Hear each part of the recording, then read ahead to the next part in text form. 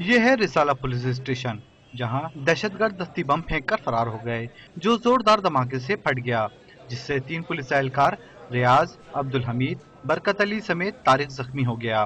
دھماکے سے تھانے میں موجود عملے اور پولیس لائن کے مکینوں میں خوف و ہراس پھیل گیا۔ پولیس کے اعلیٰ افسران تھانے پہنچ گئے۔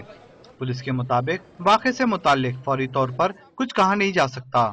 اس کی وجہ تو معلوم کرتے تو نامعلوم ملزمان نے نہ ہم نے دیکھا نہ کس طریقے سے آئے ہیں اور کس طرف گئے ہیں۔ یہ ہے کہ انشاءاللہ کوشش کر رہے ہیں، جیسے بھی ہوگا تو بتائیں گے۔ زخمیوں کو فوری طور پر سول اسپتال منتقل کیا گیا۔ ڈاکٹروں کے مطابق 3 زخمیوں کی حالت تشویشناک ہے۔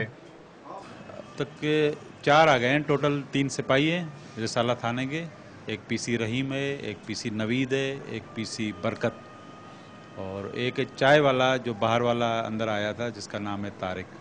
پولیس نے ابتدائی تفتیش کے بعد خیال ظاہر کیا ہے کہ تھانے پر مارے جانے والا بم آوان ہے، تاہم تجزیاتی رپورٹ سے حتمی فیصلہ کیا جا سکے گا۔ دہشت گردوں کے شر سے اولڈ سٹی ایریا محفوظ نہیں ہے۔